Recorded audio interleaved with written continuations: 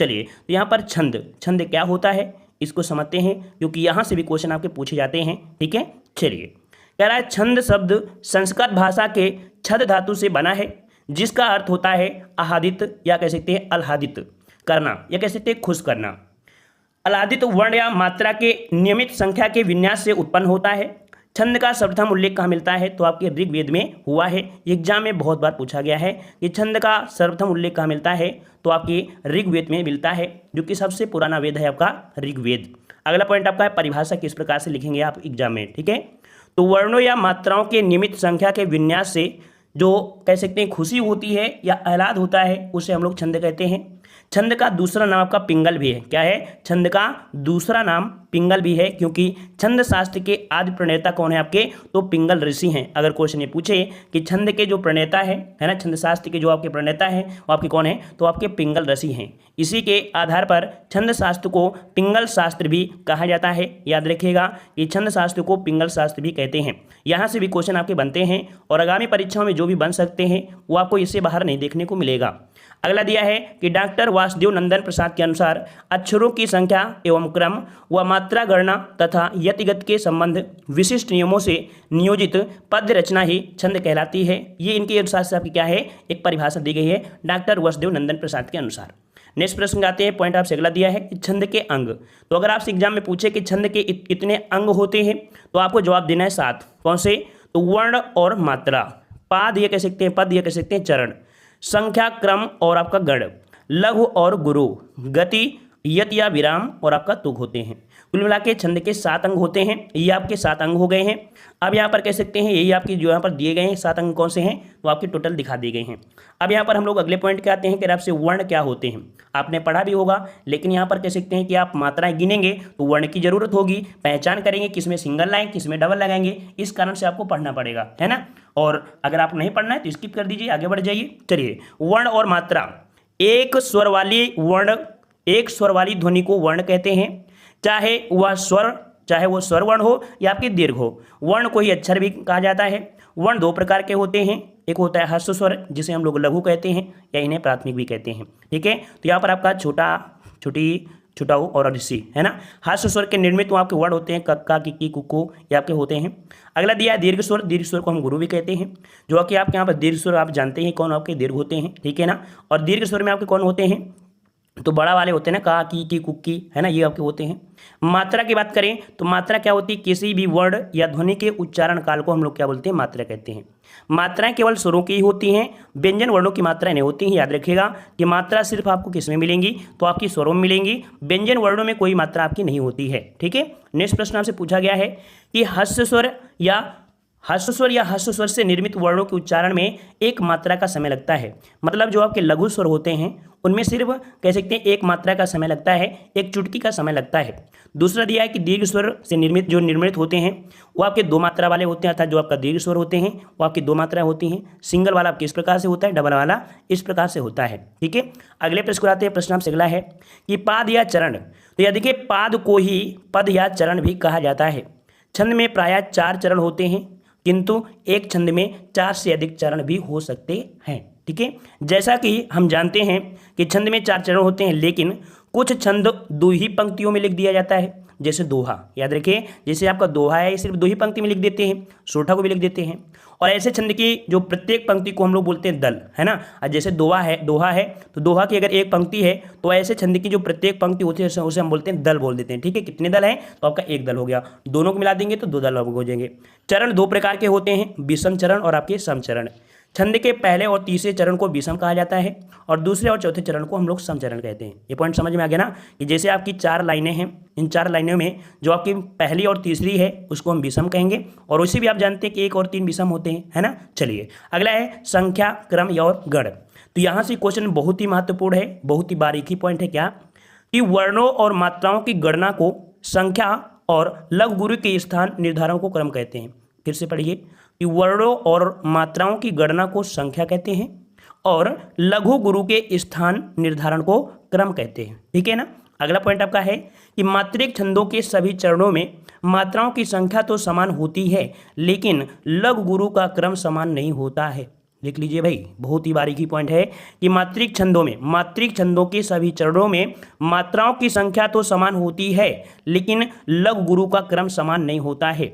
वहीं पर देखा जाए जो आपका वर्डिक छंद है, देखो यहाँ वर्डिक छंद था, यहाँ पर मात्रिक छंद है, तो वर्डिक छंदों के सभी चरणों में वर्गों की संख्या और लघु गुरु का क्रम दोनों ही समान होते हैं। अब आपको पॉइंट समझ में आ गया होगा, ठीक है। चलिए, गण का अर्थ क्या होता है? समूह होता है।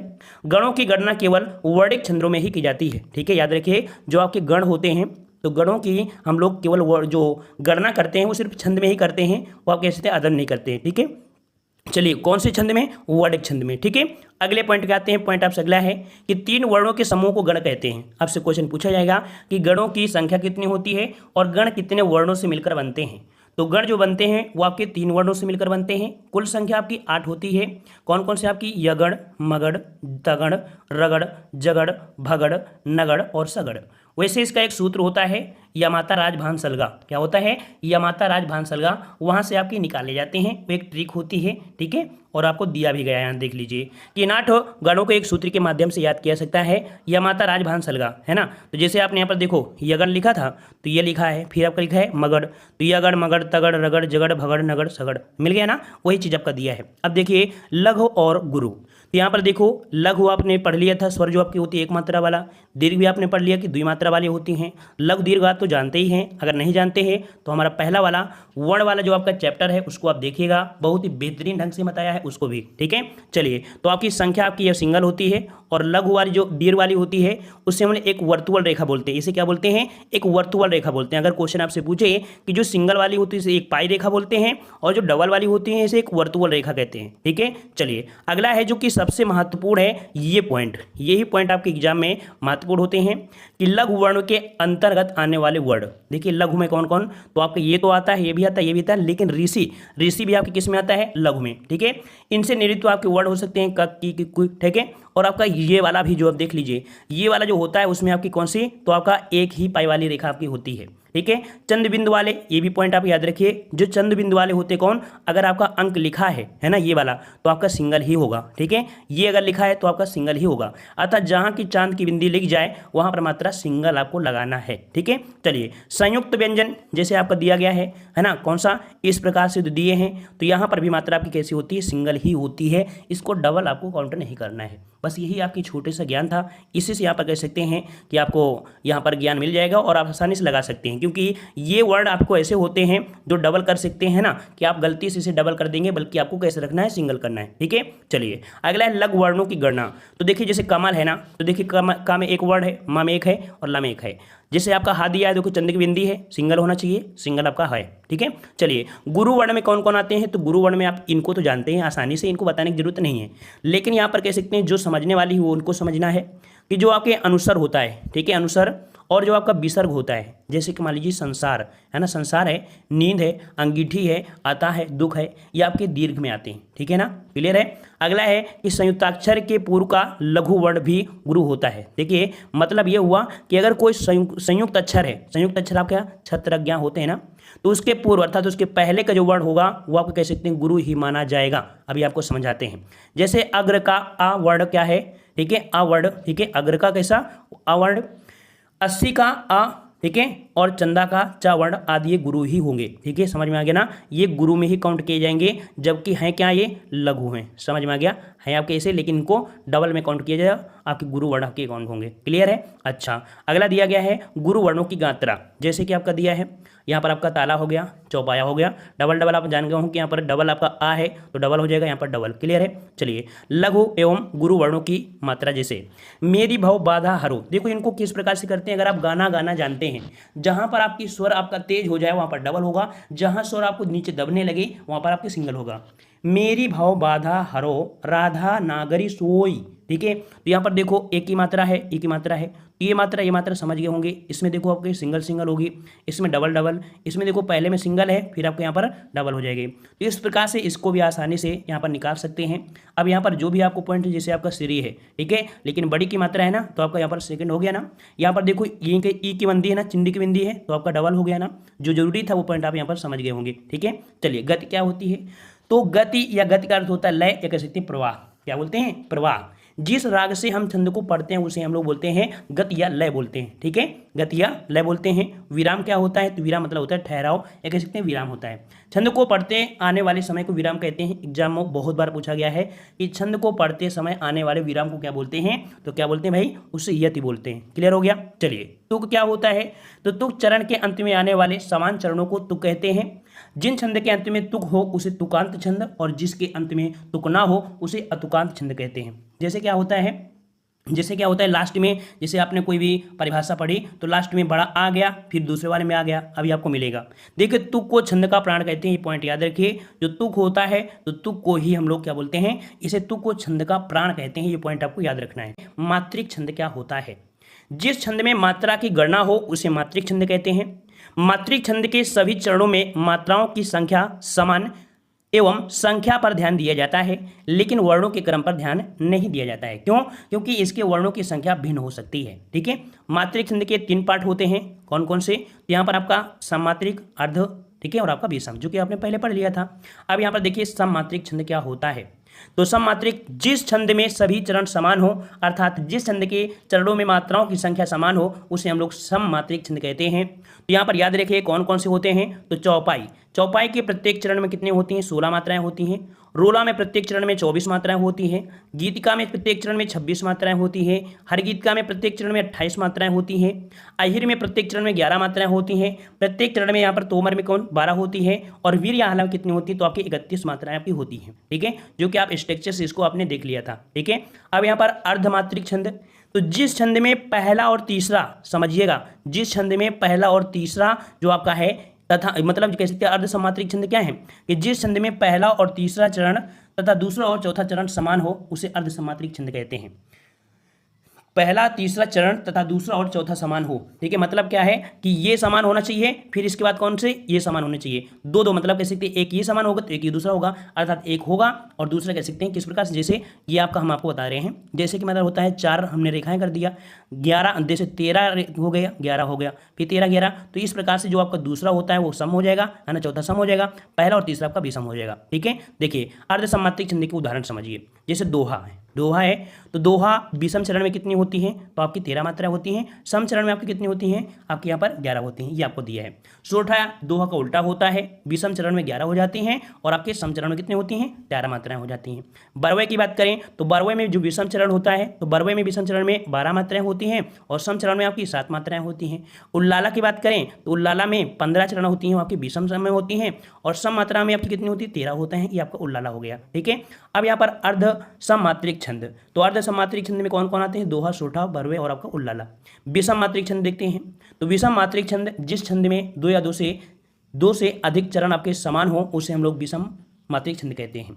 विषम मात्रिक छंद के अंतर्गत आपके यहाँ पर देख सकते हैं कुंडलियाँ होती हैं, जिसमें से देख सीखिए कुंडलियाँ जो बनती हैं, एग्जाम में क्वेश्चन पूछेगा कि जो कुंडलियाँ होती किससे बनती हैं? तो कुंडलियाँ आपके दोहा और आपके रोला से बनती हैं। जो छप्पय होता है, छप्पय किससे बनता है? तो रोला और आपके उल्लाला से बनता है, ठीक है, ये पॉइंट आपको याद रखना है। अब विषम मात्रिक छंद में आपके कुंडलियाँ और आप छप्पय आ चुके हैं, तो वर्णिक मात्रा में हम लोग समझ लेते हैं वर्णिक मात्रिक छंद क्या होता है। हम लोग ने यहाँ पर आपके उनको पढ़ लिया है, अब हम लोग वर्णिक पढ़ रहे हैं, ठीक है, मात्रिक पढ़ लिए, वर्णिक पढ़ रहे हैं। कह रहा है जिस छंद में वर्णों की गणना हो उसे वर्णिक छंद कहते हैं। वर्णिक छंद के सभी चरणों में वर्णों की समान संख्या रखी रहती है, लघु गुरु का क्रम समान रहता है। वर्णिक छंद के उदाहरण की बात करें तो जैसे आपका सवैया है ना, सवैया में क्या करते हैं? वर्णों को गिनते हैं, है ना, वर्णों को गिनते हैं, है ना। प्रत्येक चरण से देखा जाए, प्रत्येक चरण में 22 से लेकर आपके 26 तक जो मात्राएं होती हैं वो सवैया में होता है। सवैया में क्या होगा कि 22 से लेकर 26 तक अगर आपके वर्ण हैं तो उसे हम लोग सवैया बोलेंगे। अगर किसी भी चरण में अगर 31 वर्ण आपके होते हैं तो आपका कवित्व छंद होगा। मालिनी में प्रत्येक चरण में आपके 15 वर्ण होते हैं। मंद्रकांता में 17 वर्ण होते हैं और आपके शिखारणी छंद में 17 वर्ण होते हैं, ठीक है। मतलब ये हुआ कि यहाँ पर जो मंद्रकांता है और आपका शिखारणी वो लगभग आपके सेम ही होते हैं, ठीक है ना। और वहाँ पर आप देखिए जो आपका होता है उपेंद्र वज्रा, कौन? उपेंद्र वज्रा, भुजंगी, शालिनी, स्वागता, ठीक है, और इंद्र वज्रा, इन सभी के चरण में प्रत्येक वर्ण में कितने होते हैं? तो प्रत्येक चरण में 11 वर्ण होते हैं। ये आपको कंप्लीट हो गया है, ठीक है। इसको नोट करेंगे तो आसानी से यहाँ पर कैसे रट सकते हैं, नोट करेंगे तभी आपको होगा, ठीक है। घनाक्षरी क्या होता है? घनाक्षरी क्वेश्चन पूछेगा, तो घनाक्षरी में प्रत्येक चरण में आपके 31 आपके वर्ण होते हैं। बसंत तालिका में प्रत्येक चरण में 14 वर्ण होते हैं। द्रुत विलंबित में आपके प्रत्येक चरण में 12 वर्ण होते हैं। आपके तोटक में आपके कितने होते हैं, प्रत्येक चरण में 12 होते हैं। वंशस्थ में आपके कितने होते हैं, आपके 12 वर्ड होते हैं। और आपके स्त्रीगर्धा में कितने होते हैं, तो आपके 21 वर्ड होते हैं। ठीक है, चलिए अब छंदों का हम लोग सामान्य परिचय यहाँ से देख लेते हैं, यहीं से आपके यहाँ पर जरूरत होती है। ठीक है ना, जैसे आपका दिया है चौपाई, तो यह एक सममात्रिक छंद है, यह एक सममात्रिक छंद है। इसमें 4 चरण होते हैं, प्रत्येक चरण में 16 मात्राएं होती हैं। इसके अंत में जो आपका होता है जगड़ होता है और आपका तगड़ नहीं आना चाहिए। देखिए कह रहा है इसके अंत में जगड़ और तगड़ नहीं आना चाहिए, किंतु अंत में 2 गुरु और 2 लघु आ सकते हैं। मतलब ये पॉइंट आपको नहीं आना चाहिए लास्ट में, ठीक है, लेकिन 2 गुरु हो सकते हैं, मतलब इस प्रकार से आ सकते हैं, और 2 लघु आ सकते हैं इस प्रकार से। ठीक है ना, लेकिन ये वर्ण इस प्रकार के नहीं आना चाहिए। इसमें पहले चरण की तुक दूसरे चरण से तथा तीसरे चरण की चौथे से आपको मिलती है। जैसे यहाँ पर समझ लीजिए एक उदाहरण, कह रहा आपसे यहाँ पर कि सुन शीश सत्य आशीष है हमारी, पूजे है मनोकामना तुम्हारी। तो यहाँ पर देखो ये तुक आपको मिल रहा है ना, तुम्हारी हमारी, ये आपका हो गया। तो यहाँ पर देखो ये चीज़ आपको दिया है, ये चीज़ आपको दिया है ना, लास्ट के 2 वर्ण क्या है, ये आपको गुरु हो सकते हैं, जो कि आपका दिया गया है ना। चलिए इस प्रकार राम कथा सुंदर कतारी, ठीक है, संशय विहग उड़ावन हारी। ठीक है, अगला है बंदाओ गुर पद पदुम परागा, सुरुचि सुवास सरस अनुरागा, आमी मोरे चूरन चारू, सकल समन पौरुष परवारियु। तो यहाँ पर देखो जैसे आपके यहाँ पर दिया है द्रुम, है ना, द्रुम है ना, तो यहाँ पर रा उड़ा है, लेकिन ये रा कैसा है, सिंगल में ही काउंट होगा, जो कि हमने आपको बता दिया था। ठीक है, यहाँ पर देखो बिंदी लगी है तो आपका डबल काउंट हो गया है, बस इनको ही देखना है। और आप तो यहाँ पर आपको लगा हुआ है, इससे आसानी से देख सकते हैं। गीत का क्या होता है, तो गीत का सममात्रिक छंद है, प्रत्येक चरण में 26 मात्राएं आपको होती हैं। इसमें से 14 और 12 मात्राओं पर यति होती है। इसके अंत में लघु और गुरु का प्रयोग होता है। लघु और गुरु का प्रयोग मतलब कह सकते हैं कि अंत में यहाँ पर गुरु हो सकता है। और आपका लघु और गुरु, देखिए लघु और गुरु मतलब कह सकते हैं, देखिए ये लघु है फिर गुरु है, लघु है फिर गुरु है। ठीक है ना, ये आपका हो गया इसमें से। और आपका क्या करना है, यहाँ पर मात्राएं तो आप गिनी लेंगे, आपके सामने है, यहाँ पर गिनने का समय हम लोग वेस्ट नहीं करेंगे। क्लियर है ना। देखिए यहाँ पर जैसे मान लीजिए यहाँ पर देखो छोटा को मात्रा है, लेकिन यहाँ पर रा उड़ा हुआ है। ठीक है, लेकिन रा के पहले जब हमने बताया था कि जब ऐसे वर्ण आए तो उनको डबल कर देना है पहले वाले में। ऐसे यहाँ पर अब बिंदी लगी है तो इसको डबल हो गया होगा, समझ में आ गया होगा। हरि गीत का क्या है, तो सममात्रिक छंद है, इसके प्रत्येक चरण में 28 मात्रा होती है। इसमें से 16 और 12 मात्राओं पर यति होती है। इसके अंत में लघु गुरु का प्रयोग होता है। मतलब सिंपल सी बात है, जैसे पिछले वाले में था वैसे इसमें से है। डबल देखो मात्रा यहाँ पर लगी है, जो आपको जरूरी है हम आपको बताते चल रहे हैं। पंकज में देख सकते चंद्र की बिंदी जो आपके नहीं है, केवल कौन सी बिंदी है, ये वाली बिंदी है, तो आपका डबल हो जाएगा। क्लियर हो गया। चलिए यहाँ पर देखो आपकी बिंदी है तो आपका डबल हो गया। क्लियर हो गया। अगले प्रश्न को आते हैं। प्रश्न आपसे अगला है, रोला दिया गया है। ठीक है, रोला है, यह सममात्रिक छंद है। इसके प्रत्येक चरण में 24 मात्राएं होती हैं। इसके प्रत्येक चरण में 11 और जो आपका 13 होता है, 13 मात्राओं पर यति का प्रयोग किया जाता है। इसके प्रत्येक चरण के अंत में 2 लघु और 2 वर्ण आपके होते हैं। ठीक है, 2 लघु या 2 गुरु वर्ण आपके हो सकते हैं। ठीक है, याद रखिएगा कि रोला को हम लोग क्या बोलते हैं, रोला को हम लोग काव्य छंद भी कहते हैं। याद रखिए, रोला को काव्य छंद भी कहते हैं। अब इसमें से आप देख लीजिएगा, जो आपका रूल कहा गया है कि आपके यहाँ पर लास्ट में क्या है, तो आपके यहाँ पर गुरु आपका लगा है। ठीक है, अंत में आपका लघु, यह कह सकते हैं 2 आपके गुरु आपके हो सकते हैं। ठीक है, चलिए अगला दिया है, यहाँ पर ये उदाहरण आपका इसका दिया गया है, निकाल भी सकते हैं, आपके सामने है। ठीक है, दोहा जो दिया है यह अर्धसममात्रिक छंद है। इस छंद के पहले और तीसरे चरण में 13 मात्राएं होती हैं। दूसरे और चौथे में 11 मात्राएं होती हैं। इसमें यति जो होती है चरण के अंत में होता है। इसमें सम चरणों में अंत में क्या होना जरूरी है, तो यह होना जरूरी आपका है। ठीक है, उदाहरण का दिया है, श्री गुरु चरण सरोज रज रजमन मुकुट सुधार रघुवर बन रघुवर बियोन जसु जसदायक फलचार। तो वही चीज़ आपका दिया है कि यहाँ पर लघु होना आवश्यक है। देखिए लघु आपको मिल गया, लघु मिल गया ना, यहाँ से पहचान हो जाती है। ठीक है, और ऐसे लाल देह लाली लले, है ना, तो यहाँ पर जो सब है आप निकाल सकते हैं मात्रा अब आसानी से। ठीक है, सोठा की बात करें तो सोठा भी आपको यहाँ पर निकाल सकते हैं। सोठा जो आपका होता है दोहे का उल्टा होता है। 13 आपको देख सकते हैं, आपको दे दिया है पहले से, बिल्कुल हमने पूरी तरीके से आपको समझा दिया है, तो आप समझ सकते हैं। बर्बेक समझिए, यह अर्धसममात्रिक छंद होता है। इस छंद के पहले और तीसरे चरण में कितना होता है, तो पहले और तीसरे, याद देखिए पहले और तीसरे चरण में 12 मात्राएं होती हैं, एवं दूसरे और चौथे चरण में आपकी 7 मात्राएं होती हैं। सम चरणों के अंत में क्या होता है भाई, तो सम चरणों के अंत में आपका जगड़ होना चाहिए। ठीक है, ठीक है, और तगड़ आप क्या कर सकते हैं कि जगड़ अथवा तगड़ के प्रयोग से छंद में मिठास आ जाती है। यति का प्रयोग जो चरण के अंत में किया जाता है। देखिए मतलब क्या पूछा है कि जैसे आपका दिया गया कौन सा, ये वाला आपका दिया गया है ना, इसको दोनों को एक साथ लगा दिया गया है, अर्थात यहाँ पर तुक जो मिल रहा है दोनों को मिल रहा है। ठीक है ना, जगड़ हो गया और इधर भी जगड़ हो गया, दोनों जब एक में आ गए हैं तो इनमें कह सकते हैं मिठास जैसे आपकी लग गई। ठीक है ना, ये समझ में आ गया ना। इसको समझ लीजिए, क्या पॉइंट दिया है, 7 में। ठीक है, 7 में दिया है, 7 मात्राएं होती हैं।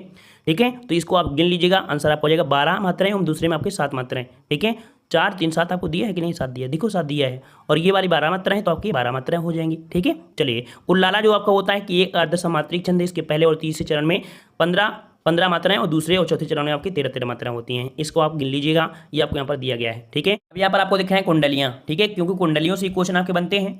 जो कुंडलियां होती हैं ये विषम संयुक्त मात्रिक छंद होती हैं, जिसमें 6 चरण होते हैं। दोहा और रोला को मिलाने से बनने वाली छंद रचना को हम लोग कुंडली कहते हैं। यहाँ पर परिभाषा एग्जाम में पूछा जाता है कि इसके शुरू के 2 चरण होते हैं वो आपके दोहा के होते हैं। शुरू के 2 चरण होते हैं दोहा के होते हैं, बाद के 4 चरण होते हैं वो आपके रोला के होते हैं। दोहे के चौथे चरण की पुनरावृत्ति 5वें चरण में अर्थात रोले के प्रथम चरण में आपको देखने को मिलती है। और इस छंद का प्रारंभ जो होता है, ठीक है, और अंत एक ही शब्द से होता है। तो सबसे बड़ी पहचान यही होती है कि ये देखो सावन से स्टार्ट हुआ है और सावन में ही खत्म हो गया है। सबसे बड़ी पहचान आपकी यही है। ठीक है, तो इसको भी आप कर सकते हैं। ठीक है, छप्पे क्या है, तो ये विषम मात्रिक छंद है। इसे अवधि का निजी छंद कहते हैं। याद रखिए, जो छप्पा है तो छप्पे को क्या बोलते हैं भाई, अवधि का निजी छंद कहते हैं। छप्पे को अवधि का निजी छंद कहते हैं। यह छंद रोला और उल्लाला को मिलाने से बनता है। रोला और उल्लाला को मिलाने से बनता है। इसके पहले 4 चरण रोला छंद के एवं अंतिम 2 होते हैं उल्लाला के होते हैं। बस इसी को पढ़ लेना है, इसी को पढ़ना है कि पहले 4 चरण रोला छंद के होते हैं और अंतिम 2 चरण होते हैं वो आपके उल्लाला छंद के होते हैं। ठीक है, प्रथम 4 चरणों में जो आपकी 24-24 मात्राएं होंगी और अंतिम 2 चरणों में आपकी 26-26 या कह सकते हैं 28-28 मात्राएं आपकी होगी। ठीक है, इनको आप यहाँ पर कह सकते हैं कि देख लीजिएगा, परिभाषा के अनुसार आपको दिया गया है। परिभाषा के अनुसार आपको यहाँ पर दिया है और आसानी से इसे आप कर सकते हैं। ये उदाहरण आप रट लीजिएगा, यही उदाहरण आपको एग्जाम में मिल जाएंगे। ठीक है ना, बस यहाँ पर देखो मात्राएं आप लगाने, तो सिखाना नहीं कि आपको सिखाएं, तो ये पढ़ाना तो तेज पड़ेगा ही ना, इतना बड़ा वीडियो हो जाएगा इस कारण से। ठीक है, अगर यहाँ पर देख लीजिए, यहाँ पर आपको ये दिया गया है, इसकी मात्रा भी कर सकते हैं। जो परिभाषा आपको दिया गया है वो परिभाषा यहाँ पर आप देख लीजिए। ठीक है, और अगले प्रश्न आते हैं यहाँ पर, जो कि दिया गया है कौन सा, हाँ, यहाँ पर 3-4 पॉइंट आपके और हैं। कौन से, कि छंद का सर्वप्रथम प्रयोग कहाँ हुआ है, ऋग्वेद में हुआ है। तुक को हम लोग छंद का प्राण कहते हैं। छप्पे अवधि का निजी छंद है। छंद के 7 अंग होते हैं। ठीक है, छंद शास्त्र की प्रथम पुस्तक कौन सी है, तो इसको समझ लीजिए कि छंद शास्त्र की प्रथम पुस्तक है वो आपकी कौन है, तो छंद सूत्र या कह सकते हैं छंद शास्त्र है, जिसके प्रणेता आपके कौन है, तो आचार्य पिंगल मुनि हैं। इसे पिंगल शास्त्र भी कहते हैं। ठीक है, और यहाँ पर कह सकते हैं कि एक क्वेश्चन आपको दिया गया है, इस क्वेश्चन का आपको जवाब देना है। ठीक है ना, इस क्वेश्चन साथ ही दोस्तों हिंदी साहित्य की बेहतर तैयारी करने के लिए आप लोग हमारे ऐप से जुड़ सकते हैं। ऐप की जो लिंक है डिस्क्रिप्शन बॉक्स में दी गई है, या तो आप लोग प्ले स्टोर से डायरेक्ट सर्च करके आप लोग ऐप को डाउनलोड कर सकते हैं, जहाँ पर आपको कुछ फ्री PDF भी हैं, कुछ फ्री वीडियो भी हैं और कुछ PDF के लिए यहाँ पर आपके पैसे भी रखे गए हैं, बहुत ही कम अमाउंट में रखे गए हैं। यहाँ पर देख सकते हैं जो हिंदी साहित्य की ये आपकी PDF है, कंप्लीट आपकी थ्योरी है। 700 प्लस आपके ऑब्जेक्टिव क्वेश्चन भी हैं। पिछली बार जब एग्जाम हुआ था तो इससे बहुत सारे क्वेश्चन आपके पूछे गए थे और हमारी जो PDF है बिल्कुल अलग है। यहाँ पर देख सकते हैं जो भी पॉइंट आपका पूछा जा सकता है या पिछली बार पूछा गया है, उन हर एक पॉइंट को यहाँ पर देखिए हाईलाइट कर दिया गया है। और इतना जितना हाईलाइट किया गया है, इतना अगर आप पढ़ लेते हैं तो एग्जाम में कोई भी मॉडल पेपर हो या कोई भी क्वेश्चन हो, यहीं से आपको देखने को मिलेंगे। तो पॉइंट टू पॉइंट जितना आपको यहाँ पर समझाया गया है, उसको अगर आप रट लेते हैं तो समझिए कि आपकी जो हिंदी साहित्य पूरी कंप्लीट हो जाएगी। और इस PDF में हर एक टॉपिक कंप्लीट किया गया है, चाहे वो आपका कहानी हो या आपका उपन्यासकार हो या मतलब आपका संस्मरण हो, हर एक चीज़ को यहाँ पर लिया गया है और बहुत ही क्रमबद्ध तरीके से लिया गया है। हिंदी साहित्य का जो आपका इतिहास है, छायावादी, शुक्ल, मतलब टोटल का टोटल यहाँ पर हिंदी साहित्य इसमें कंप्लीट आपकी है, थ्योरी भी है और आपकी 700 प्लस ऑब्जेक्टिव है।